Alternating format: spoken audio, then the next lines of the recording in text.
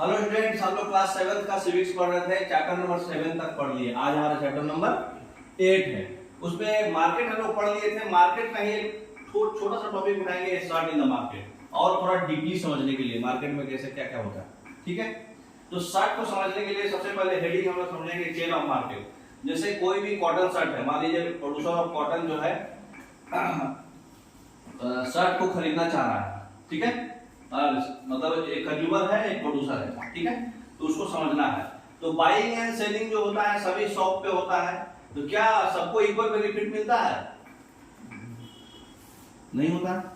किसी को कम बेनिफिट होता है, किसी को ज्यादा बेनिफिट होता है। अलग अलग कंपनी है ना। नेक्स्ट, इस चैप्टर में हम लोग पढ़ेंगे कि कॉटन फार्मर कुरनूल में कैसा है। फिर मार्केट ऑफ इरोड पढ़ेंगे, इरोड का क्लॉथ मार्केट पढ़ेंगे। फिर सिस्टम पढ़ेंगे, वीवर्स जो है क्लॉथ को कैसे वो घर पे बनाते हैं, वीवर्स का कोऑपरेटिव कैसे चलता है। फिर गारमेंट एक्सपोर्टिंग फैक्ट्री दिल्ली के नजदीक क्या है। उसके बाद यूएस में एक शर्ट है, उसका कैसे क्या होता है। और उसके बाद जो मार्केट में है उनको गेन कौन, किसको फायदा होता है, किसको घाटा होता है, क्या होता है। और मार्केट और क्वालिटी के बारे में पढ़ेंगे और सॉल्यूशन पढ़ेंगे। ठीक है, नेक्स्ट, तो सबसे पहले है कुरनूल का कॉटन फार्मर्स। दिख रहा दोनों मियां बीवी। स्वप्ना एक स्मॉल फार्मर है कुरनूल में। ठीक है, वो कॉटन कल्टीवेट करती है, कॉटन उपजाती है। इनपुट उसका क्या है? कॉटन। उसके बाद लोकल ट्रेडर को बेचती है। क्यों लोकल ट्रेडर को बेचती है?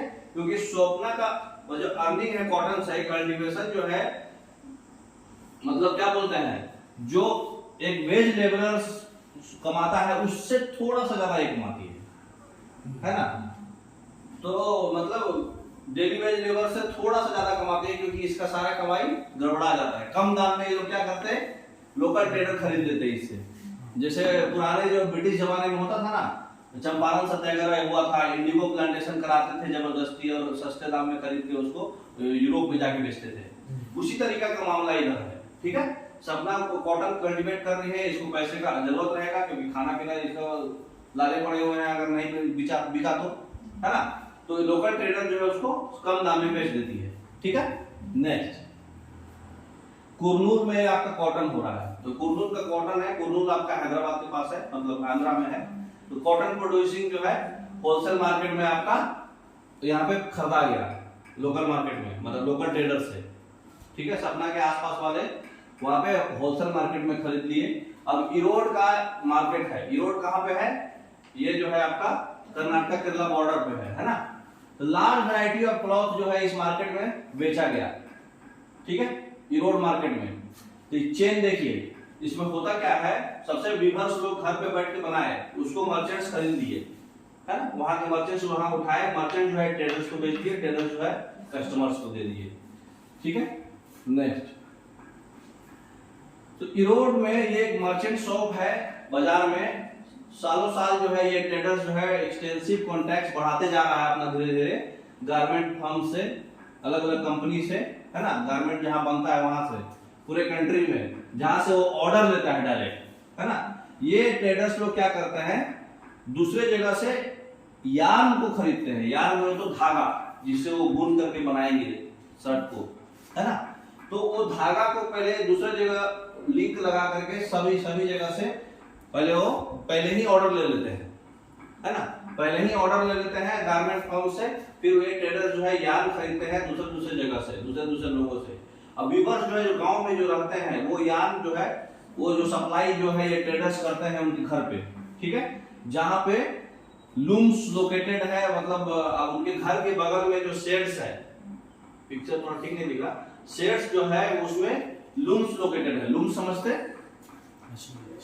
जो यार्न मतलब जो आपका धागा है उससे आपको क्या करेगी, चरखा समझ रहे। हाँ, ये जो मशीन है लूम्स, तो जहां पे लूम्स है जिस घर में, वहां पे यार्न को वो लोग सप्लाई करते हैं, है ना, लोकल ट्रेडर्स। तो ये फोटोग्राफ जो है आपका पावर लूम शो किया गया है एक होम का, जिसमें वीवर्स और उसकी फैमिली मतलब लंबे समय तक लूम्स पे काम कर रहे हैं। जितने भी वीविंग यूनिट्स जो है 2 से 8 पावर लूम्स का होता है। ठीक है, जिसपे यार्न को वीव किया जाता है, मतलब क्लॉथ, मतलब उसको बुन के क्लॉथ बनाया जाता है। वैरायटी ऑफ साड़ी, टॉवेल्स, है ना, shirt, ladies dress, material, bedsheet, ये सब इस लूम्स में बनता है।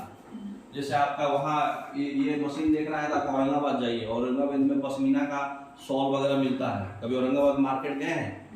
हाँ, तो वहाँ पे पश्मीना का शॉल और पश्मीना का साड़ी मिलता है। तो वो ये हैंडलूम से डायरेक्ट वहाँ दिखता है, क्योंकि वो मार्केट ही है, हैंडलूम बगल में ही हैंडलूम्स है और इधर बगल में ही शॉप है, खुद का बनता है, सस्ते दाम में मिलता है। तो ये लोग जो है फिर जो है फिनिश क्लॉथ्स को ट्रेडर्स को दे देते हैं। अब ये पूरे रात भर दिन भर मेहनत करके यहाँ लोकल ट्रेडर से क्या किए, यार्न ले लिए, धागा, अपने लूम्स में मेहनत कर करके बेडशीट और साड़ी, टॉवेल, शर्ट, जो भी लोकल ड्रेस मटेरियल लेडीज का बना दिए। अब ये जो है फिनिश क्लॉथ जो है ट्रेडर्स को दे दिए। यहाँ पर जो है दिख रहा है आपको, फिनिश क्लॉथ जो है ट्रेडर्स को दे दिए। अब ये लोग जो है मर्चेंट लोग क्या करते हैं, ये लेकर के टाउन में जाते हैं। तो ट्रेडर्स जो है इसका अकाउंट रखता है, यार्न कितना उनको दिया है और फिर उनको वीविंग करने का, वीविंग करके जो क्लॉथ बना रहे हैं उसका यार्न के अलावा एक्स्ट्रा मनी थोड़ा दे देंगे, है ना। इनको बहुत ज्यादा कमाई नहीं होगा क्योंकि इनको यार्न दे रहे ना ये लोग, ठीक है। तो यार्न जो है ट्रेडर्स लोग लिंक लगा लगा के देते हैं। अब है पुटिंग आउट सिस्टम। वीवर्स जो है क्लॉथ को प्रोड्यूस कर रहा है घर पर, है ना। अब मर्चेंट क्या करेगा, वर्क डिस्ट्रीब्यूट कर देगा वीवर्स में, उनको यार्न सप्लाई करता है। इससे जो है वीवर्स को क्या एडवांटेज हुआ, वीवर्स को दो एडवांटेज हो रहा है। वीवर्स को अपना मनी नहीं परचेज कर, यार्न परचेज करने के लिए पैसा नहीं लगाना पड़ रहा, है ना, डायरेक्ट उनको यार्न मिल रहा है, खाली इनको वीविंग करना है, ठीक है। और दूसरा जो है फिनिश गुड्स जो है उनको बेचने का टेंशन नहीं, भले ही कम दाम में बिक रहा लेकिन सर पे टेंशन नहीं है, हमको खाली बना बना के देते जाना है ना। तो हाउएवर ये होल सिस्टम में मर्चेंट्स को ज्यादा पावर है, क्योंकि यार्न भी वही ला कर देंगे, मटेरियल भी वही उठाएंगे, है ना।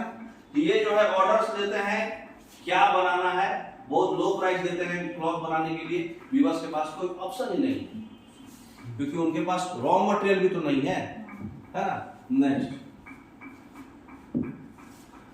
तो वीवर्स जो एडवांटेज मर्चेंट्स को क्या होगा, मर्चेंट जो है गारमेंट फैक्ट्री में बेच देंगे सामान, तो इसलिए मतलब मार्केट जो है मर्चेंट्स के फेवर में ज्यादा काम करेगा। वीवर्स को क्या है, वीवर्स को डिसएडवांटेज क्या हो रहा है, उनका सिस्टम या अरेंजमेंट जो मर्चेंट और वीवर्स के बीच में ऐसा है कि मर्चेंट जो है रॉ मटेरियल सप्लाई कर रहा है और फिनिश गुड रिसीव कर ले रहा है। मतलब मशीन का काम हमारा कौन कर रहा, वीवर्स, है ना। मतलब होता नहीं है कि बस मशीन में डालिए और बन के निकल गया, वैसा ही काम हो रहा है ना। रॉ मटेरियल दे रहे हो आपको मर्चेंट्स और वहां गारमेंट फैक्ट्री में बड़े बड़े दाम पे बेच दे रहे हो, है ना। नेक्स्ट, वीवर्स का अपना एक कोऑपरेटिव भी चलने लगा, क्योंकि वीवर्स धीरे धीरे जो है बहुत ज्यादा ह्यूज लॉस में आने लगे, है ना। तो फिर कोऑपरेटिव्स बनाए, एक अपना ग्रुप बनाए। कोऑपरेटिव जो है इनको ऑप्शन दिया कि आप मर्चेंट पे डिपेंडेंस मत रहिए, हाई इनकम के लिए क्या करें। और कोऑपरेटिव जो है कॉमन इंटरेस्ट दिखा करके साथ में करके म्यूचुअल बेनिफिट पे अब काम करना स्टार्ट किए। उनका सेपरेट कोऑपरेटिव्स है, आप मर्चेंट्स को मत दीजिए फिनिश प्रोडक्ट्स, कोऑपरेटिव्स को दीजिए। नेक्स्ट, तो वीवर्स का कोऑपरेटिव से क्या बेनिफिट्स हुआ, ये जो है यार्न प्रोड्यूस करेंगे यार्न डीलर से और डिस्ट्रीब्यूट करेंगे वीवर्स में।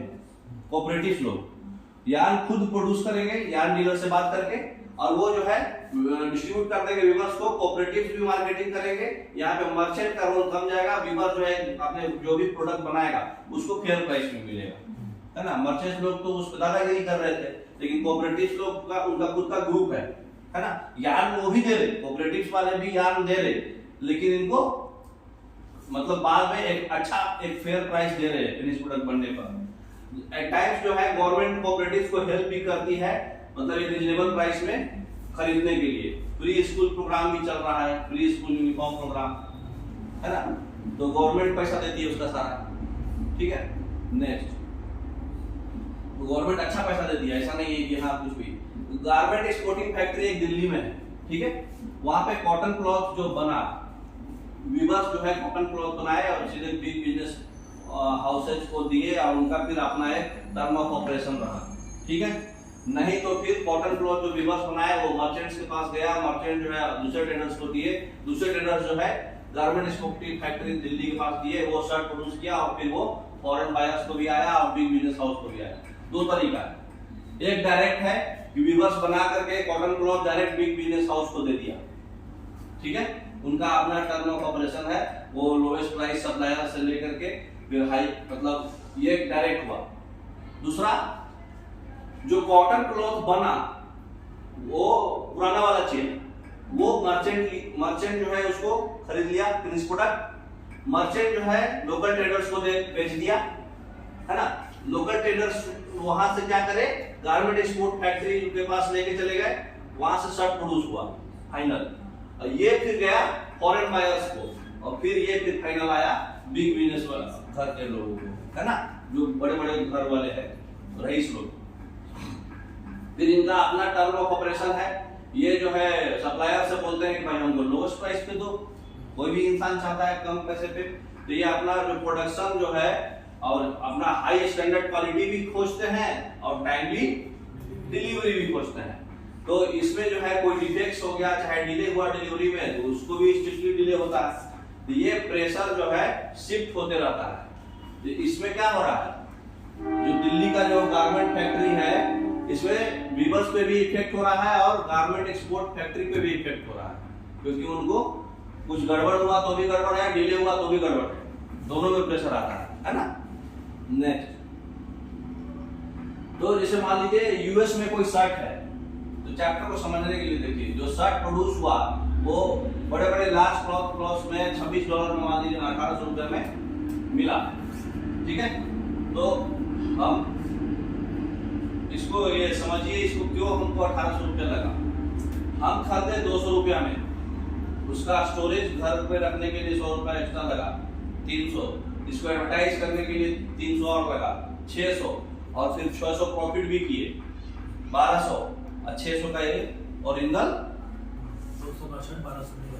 1800 में बिका यूएस में। इंडिया में 1200 में बिकता, यूएस में 1800 में बिका, क्योंकि प्रॉफिट के अलावा फिर फॉरेन एक्सचेंज भी तो लेता है कस्टम वाले, एक्साइज वाले, है ना। हाँ, 200 का शर्ट 1800 में मिला, वही सेम, है ना। नेक्स्ट,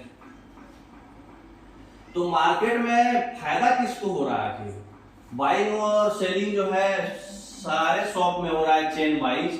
तो ये लोग है कौन, और कौन ये सेम प्रॉफिट ले रहे हैं, ये लोग वो मतलब प्रॉफिट मतलब जो बना रहे हैं वो कौन से लोग हैं, बाइंग और सेलिंग से जो है वो लोग प्रॉफिट नहीं ले रहे, है ना, वो बहुत कम ही प्रॉफिट ले रहे।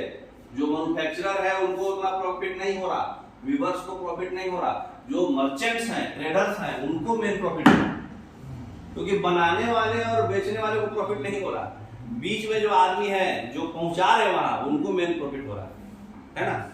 समझ में आ रहा बात। नेक्स्ट, मार्केट और equality, foreign business person profit और वीवर, ये जो है एक्सपोर्ट यूनिट पे काम करते हैं, ये एक्सपोर्ट यूनिट का ओनर है, तो एवरीवन इक्वली मार्केट में प्रॉफिट हो रहा है क्या, ये देखिए मस्त, इनको ज्यादा प्रॉफिट हो रहा है, इनको कम प्रॉफिट हो रहा है, जबकि एक्चुअल में काम ज्यादा वीवर कर रहे हैं।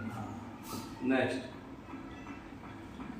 तो ये मार्केट जो है अपॉर्चुनिटी देती है काम के लिए, और मतलब कोई भी सामान को बेचने के लिए जो वो ग्रो कर रहे हैं या प्रोड्यूस कर रहे हैं, ठीक है। तो ये मार्केट जो है रिच और पावरफुल कब होती है, जब मार्केट से अर्निंग्स ज्यादा मिलेगा, है ना। तो इनइक्वालिटी क्या हो रहा है, वही सेम मार्केट में पुअर्स लोग डिपेंडेंट है अमीर पे और पावरफुल थिंग्स पे, बहुत सारे चीज पर। तो इससे ओवरकम करने के लिए कोऑपरेटिव्स बनाया जाता है, प्रोड्यूसर्स का अपना कोऑपरेटिव बनाया जाता है, जिसमें एक लॉ बनेगा, स्ट्रिक्टली फॉलो होगा, है ना, ताकि वो वीवर्स पे लोड ना आए, इसलिए कोऑपरेटिव बनाया जा रहा है, ताकि वो गवर्नमेंट उसको मतलब ध्यान दे सके। कोऑपरेटिव बोले तो सेमी गवर्नमेंट रहेगा। तो चैप्टर समझ में आया। अब देखिए पहला क्वेश्चन क्या है, what made Swapna sell the cotton to the trader instead of selling at the Kurnool cotton market. Kurnool cotton market में ना बेच के वो ट्रेडर को क्यों बेच रही है स्वप्ना, ठीक है। स्वप्ना एक स्मॉल फार्मर है, कहां भटकेगी, वो कॉटन जो है स्मॉल पीस ऑफ लैंड पे ग्रो करती है, और वो मतलब मनी बोरो करके लोकल ट्रेडर से मतलब क्रॉपिंग सीजन में स्टार्ट के जैसे सीजन खराब रहता है, जैसे पहले आप पढ़े थे ना फार्मर्स के बारे में, वो डेट ट्रैप में फंसे रहते हैं, वो पहले ही आपको साल भर का डेट मतलब उधार ले लेते हैं। अब वो जिस समय सीजन है उस समय तो आप दे दिए, जिस समय सीजन नहीं है ग्रो करने का उस समय तो आपके पास पैसा नहीं है, आप तो उधार लोगे उससे, इसलिए मजबूरी में उसी को बेचना पड़ता है, ठीक है, क्योंकि उनके पास आपका उधार है, मतलब आपका लोन है, तो आप उससे लोन लिए हुए हो, तो ट्रेडर जो है उनको मनी लोन पे दिए जाता है, कंडीशन की भाई आप जितना भी कॉटन है हम ही को दोगे, इसलिए उनके पास ऑप्शन नहीं है, कॉटन उन्हीं को बेचना पड़ता है कम दाम में। दूसरा, describe the condition of employment as well as the wages of workers in the garment exporting factory. Do you think the workers get a fair deal? क्या आप समझ रहे हैं कि वर्कर्स जो वहां काम करते हैं गारमेंट फैक्ट्री में उनको एक अच्छा डील मिलता है? एम्प्लॉयमेंट का कैसा कंडीशन है? वर्कर्स को कम से कम 10 से 12 घंटा काम करना पड़ता है एक दिन में, उनका जॉब परमानेंट नहीं है, टेम्पोररी बेसिस पे हायरिंग होता है, उनका वेजेज जो है फिक्स किया जाता है स्किल के आधार पे, जितना आप बेच पाओगे उतना। अकॉर्डिंग टू मी वर्कर्स को फेयर डील नहीं हो रहा है ना। Next, think of something cotton that we use. अरे समथिंग कॉमन, कुछ कॉमन जो हम लोग यूज करते हैं वो सोचिए, जैसे sugar, tea, milk, pen, paper, pencil, ये सब है ना। तो क्या चेन ऑफ मार्केट जो है आपको पहुंचाया होगा, और सोच के बताइए कि कौन कौन से लोग मदद किए होंगे इसके प्रोडक्शन में और व्यापार में। जैसे शुगर है, तो ये शुगर कैसे बनता? शुगर केन से। तो शुगर केन जो है फार्मर्स ग्रो करता कांटा लगा के, है ना, फिर शुगर केन खरीदाता, शुगर मिल में जाता, फिर उस शुगर मिल से फिर होलसेल डीलर उसको लेता, खरीदता, फाइनल शुगर बनने के बाद फिर रिटेलर लेता, फिर कंज्यूमर को आता, है ना। तो जो फार्मर्स जो है क्या क्या शुगर के ट्रेड में क्या हुआ, फार्मर से मिल ओनर के पास गया, मिल ओनर से वर्कर्स के पास, वर्कर जो है उसको फिर होलसेलर के पास ले गया, होलसेलर से रिटेलर के पास ले गया। ठीक है, तो इतना लोग जो है इसमें डील कर रहे हैं। समझ में आ रहा बात? तो ये हो गया, तो आपको चैप्टर पूरा समझ में आ गया होगा। तो आज इतना ही, ओके, थैंक यू।